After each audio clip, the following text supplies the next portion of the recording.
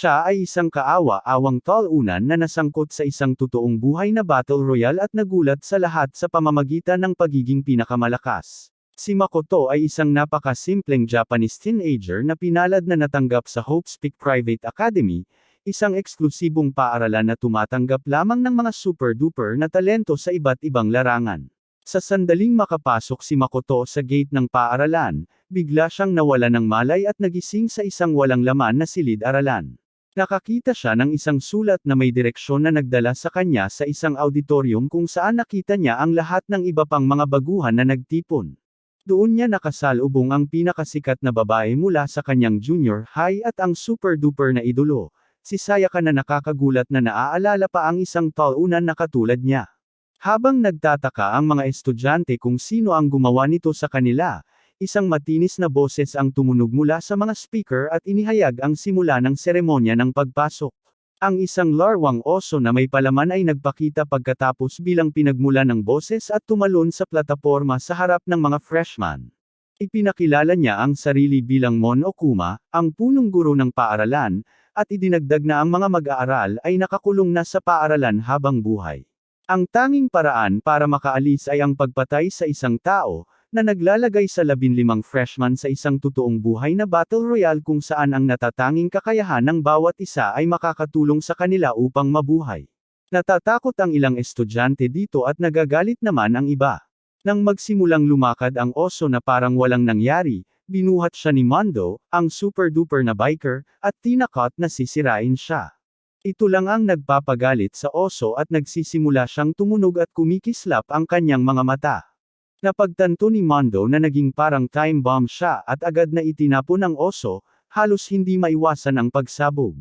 Sa sandaling akalain ng lahat na iyon na ang katapusan ng oso, muling lumitaw ang punong guro mula sa likod ng plataporma at muling tumalon sa ibabaw nito. Binabalaan niya ang mga mag-aaral na ito na ang kanilang huling babala. Sino mang lalabag sa prinsipal ay agad na mamamatay pagkatapos nito. Pagkatapos ay opisyal niyang inihayag ang pagtatapos ng seremonya ng pagpasok at nawala sa likod ng plataporma, na talagang nagulat at naguluhan ang lahat. Sa sandaling tumagos ang balita, nagsimulang maghanap ng paraan ang lahat ng estudyante para makatakas. Sinubukan ng napakalakas na mandirigma, si Sakura, na suntukin ang isa sa mga pinto gamit ang kanyang pinahusay na suntok na apoy, habang sinubukan ni Mondo na hanapin ang isang nakatagong pinto sa loob at paligid ng plataporma na maaaring ginamit ng oso. Bagaman walang gumagana sa mga ito, tumangging mawala ng pag-asa ang mga estudyante at nagpasya silang magsimulang maghanap ng mga bakas na magdadala sa kanila sa utak ng lahat. Biglang sinabi ni Akuya, ang super-duper na supling, na gusto niyang maglakad mag-isa dahil hindi siya nagtitiwala sa sinuman sa mga baguhan. Ikinagalit ito ng mainitan ang ulo na si Mondo at sinubukan niyang dumaan kay Akuya. Sa sandaling magiging ganap na labanan, sumingit si Makoto para subukang kontrolin sila. Si Mondo, na tumatangging utusan ng isang talunan, ay sumuntok sa kanya na nagdulot ng pagkawala ng malay ni Makoto. Pagkalipas ng ilang sandali, nagising ang talunan sa kanyang silid at nakita si Sayaka, na nag-aalaga sa kanya habang siya ay walang malay. Sa hindi alam kung ano ang gagawin sa atensyon ng isang babae, sinabi na lang niya na gusto niyang tulungan ang iba na mang-alap ng mga ebidensya at tumayo para umalis. Ang kanyang plano ay lubos na nabigo dahil pinigilan siya ng batang babae na nagpahayag na siya na ang kanyang katulong simula ngayon. Mamaya, nakarating siya sa hapagkainan kung saan nagtipon ang lahat para sa pulong kasama si Sayaka. Pagkatapos ay inihayag ng prefect na si Kiyotaka ang pagsisimula ng pulong sa sandaling makaupo na ang lahat at iminungkahi na magpalitan ng mga tala mula sa kanilang mga investigasyon ang lahat. Nagpasya sila na walang silbi ang investigasyong ito, dahil hindi man lang sila nito nakatulong para makatakas o mahanap ang utak sa likod ng lahat ng ito, at nagsimula silang magpanik. Si Kayuko, ang misteryosong freshman, ay biglang tumayo at hiniling sa lahat na tanggapin ang sitwasyon dahil wala na silang ibang pagpipilian. Pinapangako niya sa kanila na sundin ang ilang pangunahing patakaran at pinapahinto ang pagpatay sa gabi. 3 araw na ang lumipas sa paghahanap ng daan palabas, ngunit dahil walang pag-unlad sa investigasyon, nagsimulang mag-alala ang lahat. Sinusubukan ni Monokuma na pukawin ang mga estudyante para magsimulang magpatayan, ngunit nang tumanggi pa rin sila, Nagpasya siyang bigyan sila ng motibo para makatakas. Hinihiling niya sa kanila na lumipat sa F-room, sinasabing may regalo siya para sa kanila kung saan bawat isa sa kanila ay binigyan ng DVD at player. Sa mga DVD ay nakarecord ang mga mensahe mula sa mga taong mahal nila. Biglang nagbago ang mga clip at nagpakita ng mga sirang bahay at pagkamatay ng mga taong ito na nakakatakot sa lahat.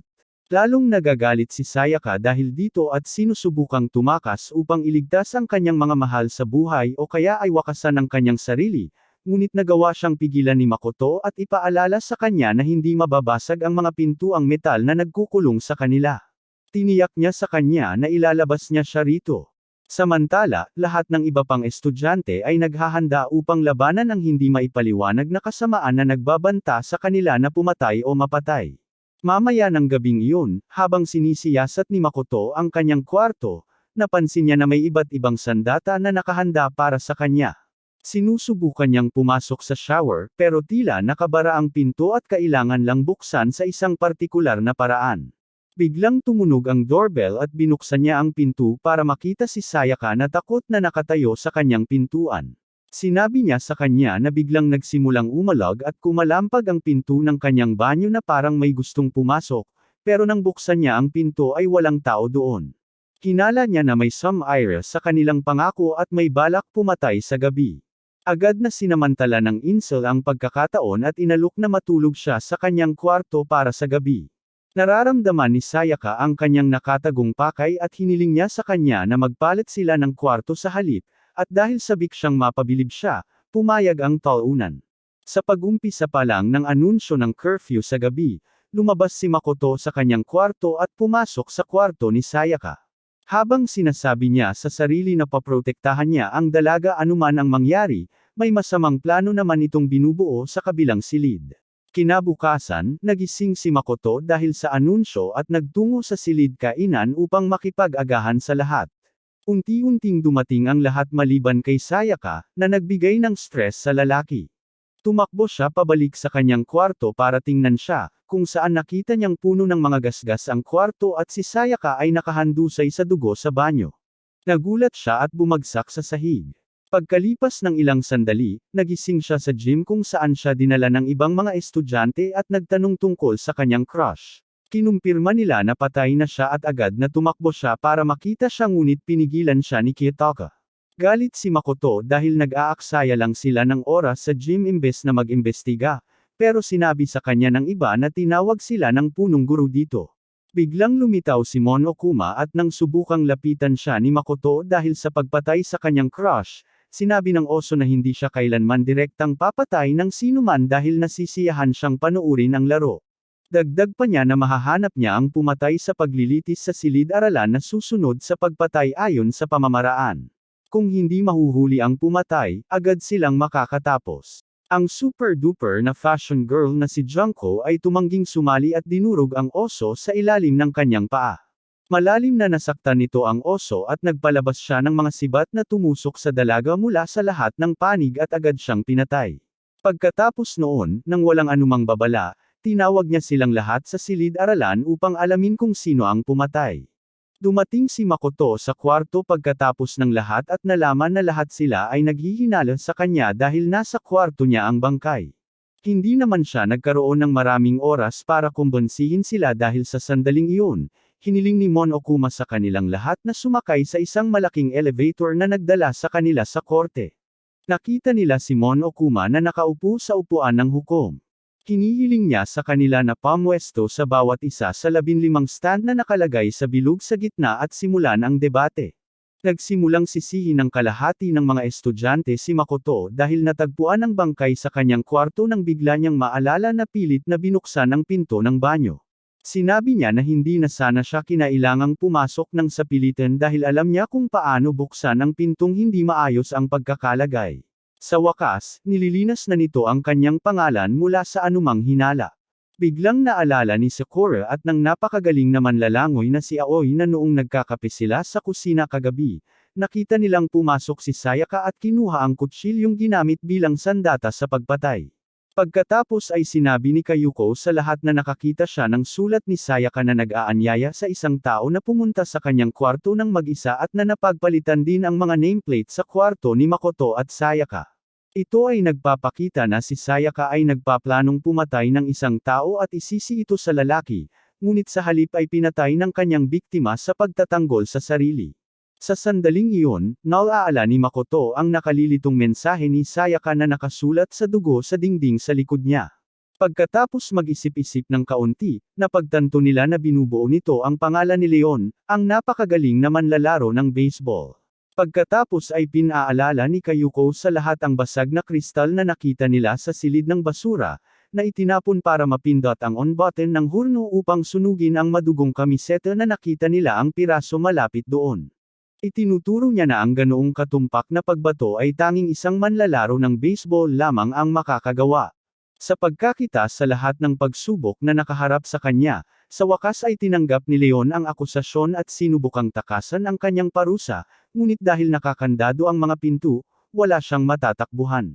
Pagkatapos ay nilagyan ng oso ng tali sa leeg niya at kinaladkad siya papunta sa baseball cage. Nakagapos siya sa harap ng isang pitching machine na nagtatapon ng napakabilis na bola sa lalaki, dinudurog ang kanyang katawan unti-unti. Nabalisa si Makoto dito at malapit ng atakehin ang sadistikong oso, ngunit nagawa siyang pigilan ni Kayuko sa tamang oras at nakumbinsi siyang maghintay para talagang maipagiganti ang pagkamatay ni Sayaka. Mamaya ng gabing iyon, dumating si Kayuko sa kwarto ni Makoto para aliwin siya tungkol sa pagkamatay ni Sayaka at hikayatin siyang magpatuloy, ngunit ipinangako niyang hindi kailanman kalilimutan ang mga pagkamatay at ipaghiganti ang lahat ng ito. Kinabukasan sa shower, hindi mapigil ang isipin ni Makoto kung paano nawala ang lahat ng bakas na nabuhay si Sayaka. Sa sandaling iyon, inihayag ng oso na ang ikalawang palapag, na kaninang nakaharang, ay magiging bukas na ngayon sa mga mag-aaral bilang gantimpala sa kanilang tagumpay sa pagsubok. Lahat sila ay agad na umakyat sa itaas upang galugarin kung saan natagpuan ni Makoto ang isang sobre sa drawer na naglalaman ng aktwal na abiso ng punong guro ng paaralan. Nagulat sila nang malaman na ang abiso ay tungkol sa pansamantalang pagsasara ng Hope's Peak Academy. Dahil dito, napagtanto nilang lahat na laro lang ito para sa utak at ilan sa kanila ay nagpasya ng sumuko sa pagtakas at sa halip ay sumunod na lang sa mga patakaran para manalo. Kinabukasan ng umaga habang nagkakasiyahan ang lahat sa kanilang agahan, nag-anunsyo ang oso ng isang emergency at hiniling sa lahat na agad-agad magtipon sa gym. Kapag nandoon na sila, sinabi niya sa kanila na tumataas ang kanyang pagkabagot dahil sa kawalan ng anumang aksyon at kaya naman nagpasya siyang bigyan sila ng isa pang motibo. Ibinabato niya ang mga sobre na naglalaman ng pinakamalalim at pinakamadilim na lihim ng bawat estudyante at nagbabanta na ibubunyag ang mga ito kung walang mangyayaring pagpatay sa loob ng 24 na oras. Matagumpay ang plano ng oso at inihayag niya na may namatay kinabukasan ng umaga. Lahat ay agad-agad nagmamadaling pumunta sa dining area upang pag-usapan ito at hiniling ni Byakuya kay Makoto na sumama sa kanya upang mag-imbestiga at dinala siya sa swimming pool area. Nang papalapit siya sa dressing room ng babae, sinubukan siyang pigilan ni Makoto sa pamamagitan ng pagpapaalala sa kanya ng machine gun na naka-install doon upang patayin ang sinumang papasok sa silid ng kabilang kasarian. Gayunpaman, natuklasan niyang bukas ang pinto at nang pumasok sila, nakita nila ang pinakamagaling na programmer, si Chihiro, na nakapako sa gitna. Pagkatapos ay dinala siya ni Byakuya sa silid-aklatan at ipinakita ang mga confidential na talaan ng pulisya na nakita niya tungkol sa serial killer na genocider show, at sinabi sa kanya na eksaktong pareho ang paraan ng pagpatay. Sa sandaling iyon, nagmamadaling pumasok si Aoi at sinabi sa kanila na nagkulong sa kanyang silid ang napakagaling na babaeng manunulat na si Taoko at si Byakuya lang ang kakausapin. Pagdating nila, sumilip si Taoko sa pinto sandali at humingi ng paumanhin sa lalaki dahil pinayagan niyang makatakas ang serial killer bago muling isinara ang pinto. Gayunpaman, ang dalawa pang kasama ay hindi nagkaroon ng pagkakataong mag-isip ng husto tungkol dito dahil biglang inihayag ng oso ang ikalawang pagsubok. Sa sandaling magsimula ang paglilitis, ibinunyag ni Byakuya na sinabi sa kanya ni Taoko na may multiple personality disorder siya at siya ang killer genocider show. Naiinis siya sa pagtataksil at pagharap niya. Nahimite siya pero agad ding nagising bilang kanyang alter ego, sinasabing kahit siya ang mamamatay tao, wala siyang kinalaman sa insidenteng ito. Biglang sinabi ni Makoto na hindi talaga ang kanyang estilo ang pagpatay dahil lalaki lang ang kanyang pinapatay gamit ang gunting.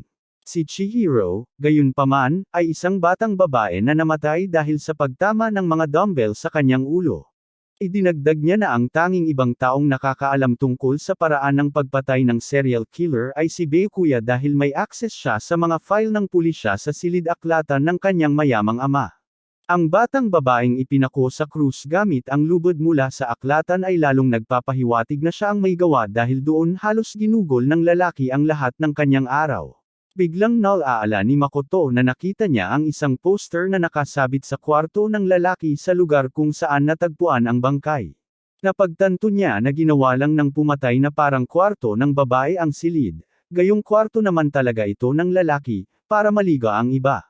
Idinagdag ni Kayuko na ang programmer ay isang crossdresser kaya mas may katuturan na siya ay nasa kwarto ng mga lalaki. Ikinagulat ito ni Byakuya na agad siyang nawala ng anumang hinala dahil tiyak na alam ng pumatay ang katotohang ito. Habang lalo nilang pinag-uusapan ang krimen, walang ingat na nabanggit ni Mondo na may asul na tracksuit ang biktima, na agad napansin ni Makoto bilang kaalaman na hindi naman lahat ay mayroon. Kaya naman, nagtapos siya na ang biker ang mamamatay tao at ginamit ang isa sa access card ng namatay na babae para makapasok sa kwarto nito at baguhin ang mga bagay-bagay.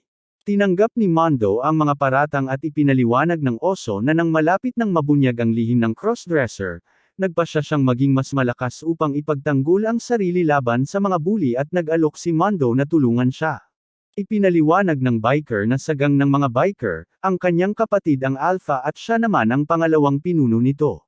Nang magretiro ang kanyang kapatid, nakuha niya ang titulong alpha ngunit ang kadakilaan ng kanyang kapatid ay palaging naglalagay sa kanya sa ilalim ng presyon. Kaya noong gabi ng pagre-retiro ng kanyang kapatid, hinamon niya ito sa isang labanan at sa kalagitnaan ng karera ay nagsimula siyang magmaneho ng walang ingat dahil desperado siyang manalo. Biglang may isang truck na lumapit sa kanya ng mabilis at tinulak siya ng kanyang kapatid para iligtas siya, ngunit ang kapatid naman ang nabangga ng truck. Kaya siya ang ganap na responsable sa pagkamatay ng kanyang kapatid. Nang malapit nang lumabas ang mga lihim, natakot siya pero sapat ang tapang ng programmer para harapin ang kanyang kahinaan at lumakas. Dahil dito, labis siyang nagseselos at sa galit niya ay binasag niya ang lalaki gamit ang dumbbell. Pagkatapos mahatulan ang biker, hinayla siya ng oso patungo sa kanyang parusa. Tinatali niya ang biker sa isang bisikleta at inilulunsad ito sa buong bilis sa isang motorcycle death cage. Patuloy na bumibilis ang bisikleta at sa huli, ang matinding puwersa ang ikinamatay ng nagbibisikleta. Ginawang tinapay ng sadistikong oso ang labi nito at kinain upang masiyahan ang kanyang kakaibang mga kangki na hilig. Mamaya ng araw na iyon, nagpapalamig ang oso kasama ang kanyang especially iyan na isiniksik niya kasama ng iba pang estudyante at inihayag na may ika-16 na estudyante sa high school sa kanila. Mamaya ng gabing iyon, hindi makatulog si Aoi at nagpasya siyang lumangoy. Gayunpaman, pagdating niya sa gym, nakita niya ang multo ni Chihiro doon at tumakbo pabalik sa kanyang kwarto. Kinabukasan, binuksan ang ikatlong palapag para sa mga estudyante, at hindi nakakagulat na natakpan ng mga metal na plato ang mga bintana nito. Traumatized ang prefect sa pagkamatay ng kanyang matalik na kaibigang si Mondo at hindi pa nakapagsasalita mula noon. Sa sandaling matapos silang lahat sa agahan, pinapupunta sila agad sa gym. Kapag dumating na ang lahat, lilito si Monokuma sa kanyang karaniwang lugar sa plataporma at magsasagawa ng 10 bilyong yen na cash sa harap nila. Inihayag niya na sinumang makapagtapos ay bibigyan ng salaping ito upang hikayatin silang magpatayan ng mas mabilis at pagkatapos ay nawala. Ito ay nagtatanim ng pagdududa sa isipan ng lahat maliban sa napaka-supertuber na manunugol na si Celestia, na nagutos sa kanilang lahat na tumahimik, sinasabing ang kanilang desperasyon na bumalik sa labas ng mundo ay nagpapahintulot sa utak ng krimen na manipulahin sila. Sa sandaling iyon, napansin ni Sakura na may mali kay Aoi at nang sabihin niya sa lahat ang tungkol sa multong nakita niya sa silid na ito, lahat ay napuno ng matinding takot. Sa sandaling iyon, napansin ni Makoto na bukas ang isang locker sa dressing room at nang sumilip siya doon, napansin niya ang isang laptop. Sinabi ni Kayuko na ang dressing room ang tanging silid na walang surveillance camera, kaya ito ang perpektong lugar para magtago ng isang bagay. Binuksan niya ang laptop at bumukas ito sa isang na-record na bersyon ni Chihiro. Naging isang programa pala ito ng AI na inilagay ng programmer sa naayos na laptop. Nang tanungin kung ano ang ginagawa nito, ipinahayag ng AI na inatasan itong suriin ang lahat ng file sa hard disk at idinagdag na lahat ng ito ay napakalakas ng pagka-encrypt. Ang muling pagkakita kay Chihiro ay nagdulot ng matinding pagkasira ni Kiyotaka at pinatugtog sa kanya ng AI ang isang simulasyon ni Mondo, na nagudyok sa kanya na gawin ang lahat para ipaghiganti ang kanyang matalik na kaibigan. Pagkatapos siyang iwan para mag-estratehiya, hiniling ni Kayuko sa AI na ipagpatuloy ang pagsusuri at bago ito umalis, ipinakita nito sa kanila ang larawan ni Mondo, Leon, at Chihiro na natagpuan nito sa isa sa mga drive. Dahil wala ni isa sa kanila ang magkakakilala bago dumating dito, nagtataka sila kung buhay pa ang kanilang mga kasama o kung ang larawan ay gawa-gawa lamang ni Monokuma. Mamaya habang naglalakad si Makata patungo sa kanyang kwarto, narinig niya ang sigaw ng pinakamagaling na gumagawa ng magazine na si Haifumi. Nang magmadaling tingnan ang sitwasyon, sinabihan siya na ang multong nakita ni Aoi noong nakaraang gabi ay si Haifumi lang na nakikipag-usap sa AI. Sinusubukan nilang alamin ang dahilan niya sa pakikipag-usap sa AI sa kalagitnaan ng gabi, ngunit sinasabi lang niya sa kanila na ginawa niya ito dahil yun lang ang oras na may makikipag-usap sa kanyang babae. Sa sandaling iyon, biglang lumabas si Kiyotaka mula sa sauna at sinubukang angkinan ang AI para sa sarili niya upang makapaghiganti sa kanyang kapatid. Gayunpaman, pinatahimik ni Kayuko ang lahat at dahil ito lang ang tanging ebidensya na mayroon sila sa ngayon, ipinagbawal niya ang pagpasok ng sinuman sa dressing room nang walang pahintulot. Mamaya ng gabing iyon, nakaupo si Makoto sa kanyang kama at puno ng pag-asa tungkol sa sitwasyon dahil sa AI nang tumunog ang kanyang doorbell. Kapag binuksan niya ang pinto, biglang pumasok ang super-duper shaman na si Yasuhiro at hinawakan siya sa leeg. Inimpo niya sa kanya na tinawag ni Kayuko ang lahat sa dressing room at binuhat siya doon. Pagdating niya doon, nakita niyang nawawala ang laptop sa locker. Sinanay niya ang AI na sumigaw kung pupunta si Haifumi o Kiyotaka para kunin ito, kaya hindi sila maaaring ang mga magnanakaw dahil walang nakarinig ng anuman. Sinabi ni Byakuya sa lahat na sigurado siyang may taksil sa kanila na sinadyang ilagay para matiyak na maayos ang laro. Sa sandaling magpapaliwanag pa siya, pinutol siya ng oso sa pamamagitan ng isang anunsyo tungkol sa simula ng curfew period. Kinabukasan, maraming estudyante ang hindi nagpakita para sa almusal, na nagpapaisip sa kanila kung may nangyari. Ito ang nagudyok kay Kayuuka, Aoi, Sakura, at Makoto na maghiwa-hiwalay at hanapin sila. Umakyat si Aoi sa ikatlong palapag kung saan napansin niya ang isang bukas na pinto. Nang tumingin siya sa loob, nakita niya si Celestia na nakahandusay sa sahig na walang malay at sumigaw. Pagdating ni Makoto at Sakura, nagawa nilang gisingin siya, at sinabi niya sa kanila na ang taong gumawa nito sa kanya ay napakakahina-hinala. Binugbog nila siya sa ulo gamit ang martilyo at kinidnap si Haifumi sa katumakas. Sinabi niya sa kanila na nagpunta ang kidnapper sa direksyon ng ikalawang palapag at dahil naaalala nilang doon si Kayuuka, nagmadaling naghanap ang grupo sa kanya. Habang naghahanap-hanap sila, nabangga ni Makoto sina Byakuya at Taoko na walang ideya kung nasaan ang gumagawa ng magazine. Sa sandaling iyon, nakita siya ng iba na duguan ang ulo. Tinamaan siya ng katulad na martilyo na nakita nila malapit kay Celestia. Nakakita ang sugarol ng video camera sa malapit na nag-record ng lahat at ipinakita sa iba na ang kidnapper ay nakasuot na parang robot. Lahat sila ay naghiwa-hiwalay para pabagsakin ang robot habang nagpapahinga si Haifumi sa infirmary. Biglang narinig nila ang sigaw ni Celestia at nang makarating sila doon, sinabi niya sa kanila na nakita niyang pumasok ang robot sa physics lab sa ikatlong palapag. Sa sandaling iyon, narinig nila ang sigaw ni Haifumi at nagpasya silang mahati sa dalawang grupo upang tingnan ang parehong lab at infirmary. Pagkarating ni Makoto, Celestia, at Aoi sa infirmary sa mas mababang palapag, nakita nila si Haifumi na nakahandusay at patay, na may isa pang martilyo sa tabi niya. Nagsimulang mahilo si Aoi dahil sa dugo at habang inaalok siya ni Celestia na dalhin sa palikuran, nagmadaling umakyat si Makoto sa itaas para tawagin ang lahat. Nakita niya ang iba na nakatayo sa ibabaw ng patay na si Kiyotaka na pinatay din sa parehong paraan. Nawalan ng malay si Taoko dahil sa nakita niyang dugo. Habang ipinapalam niya sa iba ang pagkamatay ni Haifumi, biglang pumasok si Celestia at sinabi sa kanila na nawawala ang bangkay ng gumagawa ng magazine.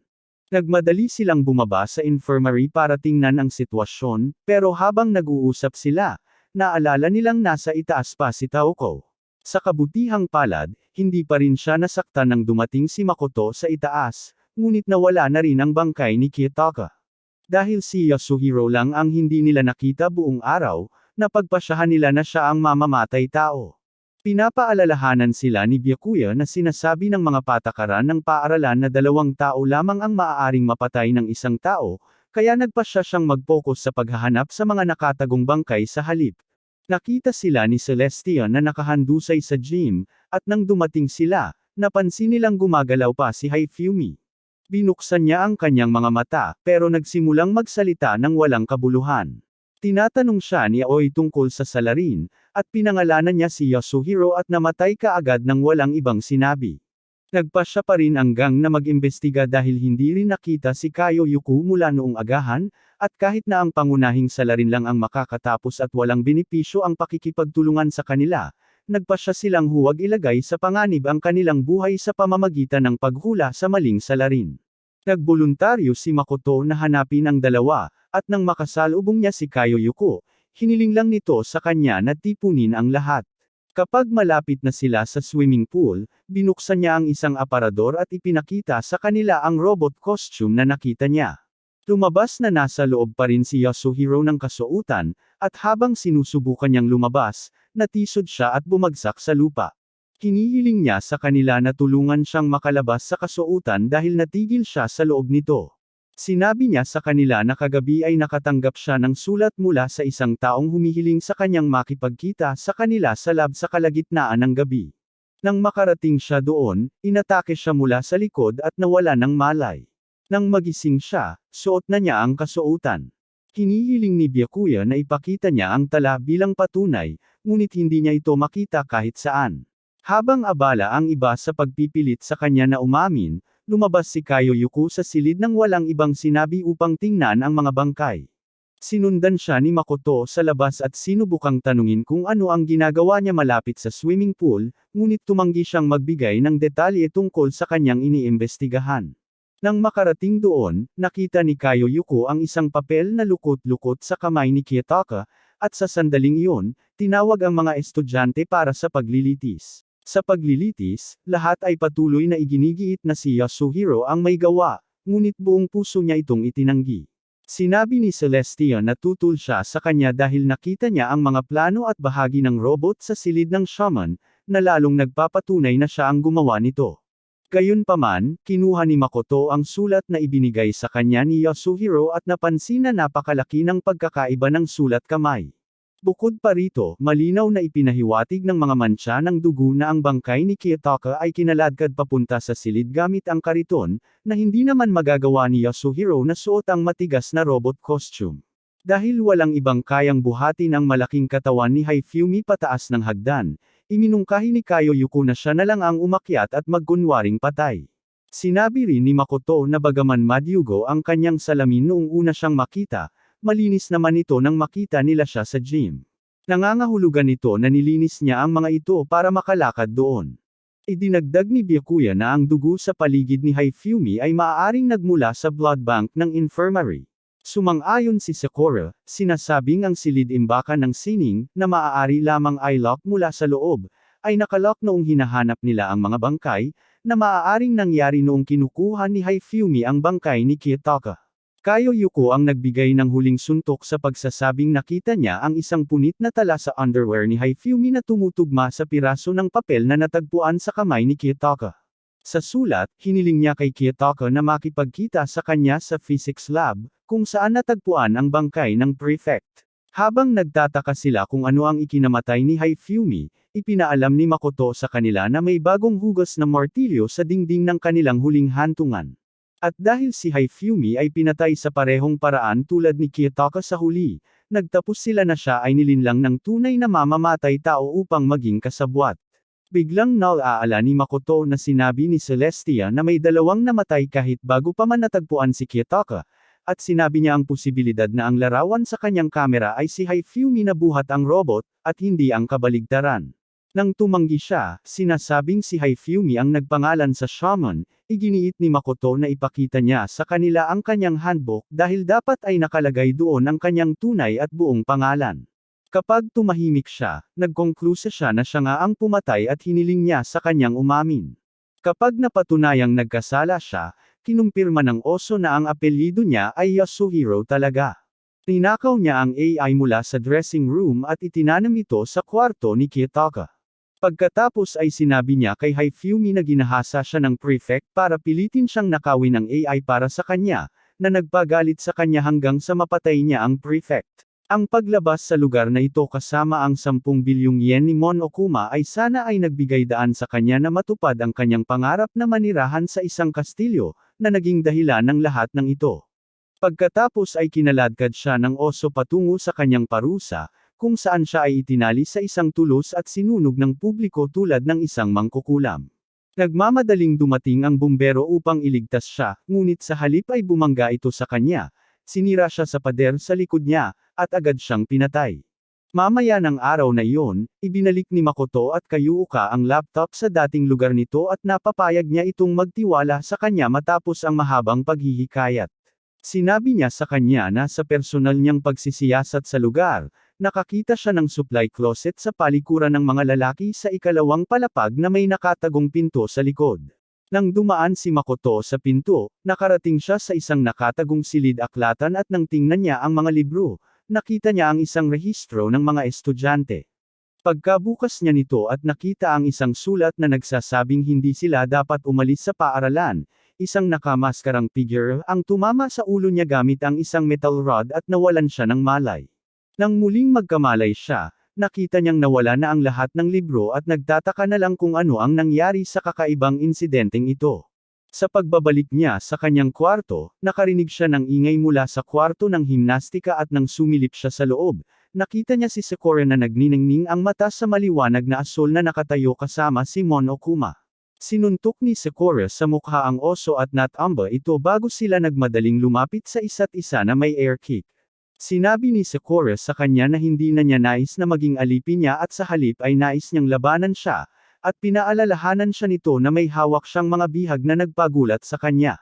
Nakikita ni Makoto ang lahat ng ito sa pamamagitan ng isang siwang sa pinto na kanyang sinisilip at nagtataka kung ang manlalaban ay lihim na ahente ng oso. Kinabukasan, naglakbay sina Aoi, Sakura, at Makoto upang galugarin ang bagong bukas na ika-4 na palapag ng maramdaman ng fighter na may mali sa lalaki. Nang tumanggi siya, nagpasya na lang siyang huwag na lang pansinin at nagpatuloy sila sa chemistry lab. Doon ay nakakita sila ng lason at hiniling ni Sakura sa kanila na mag-ingat. Pagkatapos ay umalis si Makoto para mag-isa na mag-usisa nang makasalubong niya si Kayo Yuku na nagtanong sa kanya tungkol sa kanyang opinyon sa nakatagong silid. Sinimulan niyang ikwento sa kanya ang nangyari at nang simulan niyang banggitin ang sulat na nakita niya, hiniling niya sa kanya na gawin na lang iyon mamaya dahil napapaligiran sila ng mga CCTV camera sa sandaling iyon. Pagkatapos ay naramdaman niyang may mali at tinanong niya ito sa kanya, ngunit nang tumanggi siyang sabihin sa kanya, nagalit siya at umalis. Mamaya habang nag-uusap ang lahat tungkol sa kanilang mga natuklasan, nagsimula silang magplano na pasukin ang dalawang silid na nakakandado. Nagpasya silang gamitin ang lakas ni Sakura para sa layuning iyon. Narinig ito ni Mon Okuma sa pamamagitan ng mga kamera at gumawa ng bagong patakaran na nagbabawal sa lahat na buksan ang mga nakasarang pinto. Dahil dito, nagtataka ang mga estudyante kung ang oso mismo ay nagtatago sa likod ng isa sa mga iyon at nagpasya silang humingi ng tulong sa AI. Kapag nabut na ang AI, sinabi nito sa kanila na tapos na ang pagsusuri sa file at nang tanungin tungkol sa natuklasan nito. Sinabi nito na ang plano na gawing guguli ng mga mag-aaral ang buong buhay nila sa paaralan ay ginawa ng mismong paaralan. Isang malaking kaganapan na puno ng pag-asa ang halos nagpabagsak sa paaralan isang taon na ang nakalipas, na nagbigay daan sa planong ito. Idinagdag pa na ang tunay na punong guro na namamahala sa plano ay nasa loob pa rin ng paaralan, kaya't ipinapalagay nila na siya ang nagkokontrol kay Mon Okuma. Sinabi rin nito sa kanila na nakakita ito ng isa pang kakaibang larawan at pagkatapos ay ipinakita nito sa kanila ang isa pang larawan ng mga patay na estudyante na nakita nito sa drive ng laptop. Biglang nangako si Kayo Yuko na hahanapin ang tunay na punong guro anuman ang mangyari. Sa sandaling iyon, tinawag ni Monokuma ang lahat sa gym kaagad. Kapag naroon na ang lahat, inamin niyang nagtanim siya ng ahente sa kanila at nang tanungin siya tungkol dito, isiniwalat niyang si Sakura ito. Ayaw maniwala sa kanya ng mga estudyante pero sinabi niya sa kanila na gawin kung ano ang gusto nila sa impormasyon at mga lead. Sa sandaling mawala siya, kinumpirma ni Sakura na totoo ito at humingi ng paumanhin dahil matagal niya itong itinago sa kanila. Nang simulan siyang harapin ng iba, sinubukan ni Aoi na ipagtanggol ang kanyang matalik na kaibigan, sinasabing malamang na ginamit lang si Sakura ng masamang overlord. Sumang-ayon si Makoto, sinabi sa lahat ang tungkol sa laban na nakita niya at ang pag-uusap ng bihag na narinig niya. Gayunpaman, dahil sa pagiging bastos ni Byakuya, tumanggi siyang maniwala sa kanya at hiniling sa kanyang sabihin kung sino ang utak sa likod ng lahat upang makuha ang kanyang tiwala. Kapag tumanggi siya at sinabing hindi niya alam, lalo lang itong nagpapataas ng kanyang hinala. Pagkatapos ay tinanong niya ito kung ano ang kanyang gawain, na sinagot niya na dapat siyang pumatay ng isang tao kung masyadong matigil ang laro sa anumang punto. Habang lalong nagiging depensibo ang iba laban sa kanya, lalong nagiging agresibo si Aoi sa kanyang pagtatanggol. Pagkatapos ay pinatitigil niya ang mga ito sa pag-aaway dahil siya ang may pananagutan.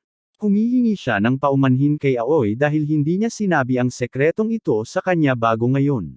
Sinabi niya sa kaibigan niya na natakot siya na baka kamuhian siya ng kanyang matalik na kaibigan at basta na lang umalis, nangako na aalagaan ang oso kahit mamatay siya sa proseso. Agad na sinabi ni Byakuya sa lahat na maging maingat kay Sakura at sinuportahan siya ni Taoko. Patuloy siyang nagtatanggol kay Aoi pero sinasabi nila na siya mismo ay hindi masyadong kilala si Sakura. Idinagdag ni Yasuhiro na magtitiwala siya sa kanya kung papatayin niya ang utak ng krimen, ngunit ito ay nagpagalit lang kay Aoi dahil maaaring humantong ito sa kanyang kamatayan. Agad na sinabi ni Byakuya na mabuti na lang mamamatay siya dahil babagsak ang masamang grupo kapag nawalan sila ng isang miyembro. Nang marinig ito tungkol sa kanyang matalik na kaibigan, nagalit si Aoi at binigyan niya ng malakas na sampal sa mukha ang mayamang lalaki. Tinawag niya itong halimaw at sinabihan na siya ang dapat mamatay, lalo lang siyang pinukaw nito. Naiinsulto rin si Taoko na isang debotong waifu ni Byakuya sa puntong ito. Nang subukan ni Kayuuka silang pakalmayan, umalis na lang ang manlalangoy para bumalik sa kanyang kwarto. Kayuuka binabalaan si Byakuya na huwag gaanong balewalain ang damdamin ng iba dahil baka balang araw ay maging sanhi ito ng kanyang kapahamakan. Sa sandaling iyon, inihayag ng oso ang simula ng oras ng curfew. Mamaya ng gabing iyon, lumabas si Makoto sa kanyang kwarto at narinig ang isang sigaw. Nang magmadali siyang tingnan kung ano ang nangyari, nakita niya na pumasok na si Taoko sa kanyang serial killer persona at inatake si Aoi dahil sa mga sinabi nito tungkol kay Byakuya kaninang umaga. Naipit si Yasuhiro malapit sa kanila sa ilalim ng isang baligtad na mesa nang subukan niyang pigilan ang mga batang babae sa pag-aaway. Pinalaya siya ni Makoto at hinilingan siyang tulungan si Aoi na dalhin sa infirmary. Pagkatapos mabanda si Aoi, tumayo siya para umalis. Pinigilan siya ni Makoto at tinanong kung ano talaga ang nangyari sa pagitan ng mga babae. Sinabi niya sa kanila na nagkaroon sila ng pagtatalo tungkol kay Sakura dahil niloloko siya ni Taoko. Sa sandaling iyon, biglang pumasok ang mandirigma sa pinto at nang malaman niya ang nangyari sa kanyang matalik na kaibigan, lubos siyang nagalit at nagliwanag ang kanyang katawan sa aura ng kanyang kapangyarihan. Tumakbo si Yasuhiro palabas ng kwarto na parang takot na duwag at sinubukan ni Makoto na pakalmayan siya pero lumabas lang siya ng kwarto at sinundan siya ni Aoi. Dumating si Kayuko nang marinig ang ingay at tinanong siya ni Makoto kung galit pa rin siya sa kanya, ngunit itinanggi niya ito. Tiniyak niya sa kanya na alam na niya ngayon na itinago lang nito ang katotohanan tungkol kay Sakura at naiintindihan niya kung bakit niya ginawa yon. Idinagdag niya na humiling ang AI na makipag-usap sa kanila at nang makarating sila sa dressing room, hiniling ng AI na dalhin ito sa lugar na may koneksyon sa network upang makipaglaban kasama nila. Bagaman mapanganib, patuloy pa rin ang pagpupumilit ng AI at nagpasya silang ilagay ito sa nakatagong silid. Nagboluntaryo si Makoto at inilagay doon ang laptop at ikinonekta ito sa network. Siniguro sa kanya ng AI na makakahanap ito ng lead at sisiguraduhing makakalabas silang lahat sa lugar na ito. Ilang araw pagkaraan, habang malalim na nag-iisip si Makoto sa dining area, tumakbo sa kanya si Kayuko na takot at hiniling sa kanyang sumunod sa kanya. Nakarating sila sa rec room kung saan umiiyak si Aoi sa harap ng pinto. Sinabi niya sa kanila na nakakulong si Sakura sa loob at matagal na niyang sinisikap na buksan nito ang pinto. Sinabi ng manlalangoy sa kanya na matagal nang hindi sumasagot si Sakura, na ikinabahala ni Makoto at sinira niya ang salamin ng pinto. Pagkatapos ay ipinasok niya ang kamay niya at binuksan ang pinto at agad na sumugod patungo sa fighter na nakaupo sa sopa, ngunit nagulat siya nang makitang patay na ito. Halos hindi na makontrol ni Aoi ang sarili at tinawagan niya ang lahat ng iba pa habang sinisiyasat naman ni Makoto at Kayuko ang bangkay. Napansin nila na 2 beses siyang tinamaan sa ulo at nagsuka rin ng dugo. Mayroon ding kakaibang dilaw na pulbos sa kanyang sapatos at isang basag na bote ng salamin sa malapit.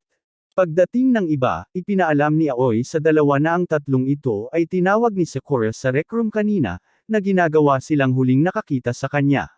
Nagsisimula ang paglilitis sa pag-angkin ni Aoi na isa sa 3 tao, sina Byakuya, Taoko, at Yasuhiro, ang responsable sa pagpatay. Sinabi ni Byakuya sa kanya na hindi siya pumunta at sinabi naman ni Yasuhiro na hindi rin siya pumunta, ngunit pinutol sila ni Taoko sa pag-angkin na nakita niya ang shaman na pinapatay siya. Sabi niya maaga siyang nakarating sa kwarto at nagtago sa locker. Mamaya ay narinig niya na papasok sina Sakura at ang shaman at tila papatayin siya ni Sakura. Sinasabi niya na narinig niya itong binasag ang isang bote ng salamin sa ulo ng fighter para iligtas ang sarili nito. Naniniwala si Aoi sa kanya at agad na pinakiusapan ang oso na simulan ang pagboto, ngunit tumutol si Makoto, sinasabing 2 beses tinamaan sa ulo si Sakura at hindi lang 1 beses gaya ng paglalarawan ni Taoko. Pagkatapos ay pumayag ang shaman na minsan niya siyang tinamaan dahil nagpanik siya ng tila determinado itong patayin siya, ngunit malinaw na hindi ang kanyang pagtama ang ikinamatay nito. Pagkatapos ay tinanong ni Byakuya si Taoko tungkol sa natitirang bahagi ng kwento at sinabi niya na nang tumakbo si Yasuhiro palabas ng silid ay lumabas siya sa locker ngunit sa sandaling iyon ay nakita niya si Sakura na galit, duguan ng ulo, at nahimete kaagad, at sila ay natakot. Pagkatapos ay tinatawagan niya ang serial killer persona upang kumpletuhin ang kwento. Sinabi sa kanila ng palabas ng genocider na kinuha siya ni Sakura matapos siyang mahimatay at paggising niya ay nakita niya si Sakura na galit kaya naman natakot siya ng malapitan. Dahil sa labis na takot, kinuha niya ang isang bote sa malapit at binasag ito sa ulo ng fighter para iligtas ang sariling buhay. Nang sabik si Aoi na mapatunayan ang pagkakasala ng serial killer na sa tingin niya ay muling pumatay sa kanyang matalik na kaibigan na si Makoto, muling sumingit si Makoto at pinaalalahanan sila na ang bangkay ay nasa sopa at hindi malapit sa mga istant ng magazine kung saan naganap ang insidente kay Taoko. Kaya't nagtapos siya na ang suntok na iyon ay hindi maaaring naging sanhi ng kamatayan. Sumasang-ayon si Byakuya sa kanyang teorya at kinuha ang isang bote ng lason na hindi naman angkop sa laboratorio ng chemistry. Dahil nasa lalagyan ng sustansya ito, sigurado siyang hindi ito tunay na lason at uminom ng kaunti nito para patunayan ang kanyang punto. Bagaman nakakatakot ito para sa lahat, walang nangyayari kay Byakuya. Pagkatapos ay hiningi ni Kayuuka sa kanya ang bote at ibinuhos ang laman nito sa kanyang kamay. Kinuha niya ng kaunti nito gamit ang kanyang daliri at pagkatapos amuyin ay sinabi niyang hindi ito lason kundi protein powder. Sinabi ni Byakuya na tama ang kanyang hula at pinaalalahanan ang iba na may walang laman na shaker malapit sa bangkay ni Sakura. Kaya't napagpasyahan na ang laman ng bote ng lason at ang shaker ni Sakura ay pinalitan ng killer. Sumisigaw si Yasuhiro sa mayamang lalaki na maaaring may lason pa sa bote pero hindi siya pinansin nito. Dagdag pa ni Byakuya na habang binabago ang laman, tiyak na may natapon na pulbos ang salarin sa sahig. Sinabi niya sa kanila na ang mga bakas ng paa sa natapon na pulbos sa itaas ay malamang nagaling sa sapatos na pang-sneaker at hiniling niya sa lahat na pumunta sa chemistry lab para ikumpara ang mga bakas ng paa ng bawat isa. Sa pag-alis na nila, pinigilan sila ni Aoi at inamin na pinatay niya ang kanyang matalik na kaibigan. Dahil bulag na magtitiwala si Sakura sa kanya, ginamit niya yun para sa kanyang kalamangan at binigyan si Sakura ng isang shaker na puno ng lason, pagkatapos ay tumakas. Gayunpaman, hindi makapaniwala si Makoto dito dahil sa kung gaano kadalas nakipag-away si Aoi sa iba para kay Sakura, at biglang naalala na nakakandado mula sa loob ang pinto ng silid. Hinihiling niya sa kanya ang paliwanag para sa bagay na dapat sana ay naipaliwanag niya kung siya nga ang pumatay.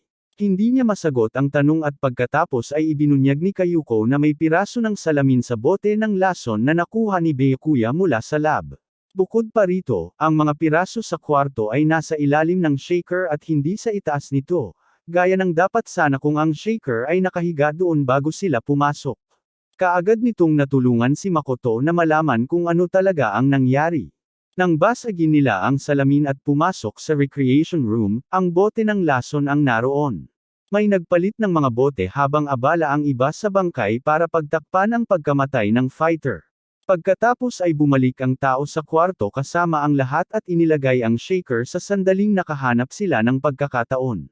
Idinagdag pa ni Kayuko na ang dilaw na pulbos na natapon sa sahig ng chemistry lab ay nasa sapatos din ni Sakura, na nangangahulugang siya mismo ang nagtapon ng pulbos habang kinuha ang lason mula sa stand. Ito ang nagpapakita na nagkulong si Sakura sa kwarto at uminom ng lason para mawala ang sarili. Tinawag niya ang tatlong estudyante para makipagkita sa kanya laban sa pagtutol ni Aoi at pagkatapos ng pagpupulong, nakita ni Aoi siyang may duguan ang ulo. Nang subukan siyang dalhin ng manlalangoy sa infirmary, hiniling ng manlalaban na ipaghanda siya ng protein shake sa halip.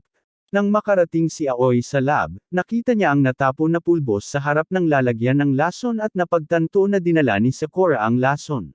Nagmadaling bumalik siya pero huli na nang makarating siya doon dahil nainom na ng mandirigma ang lason.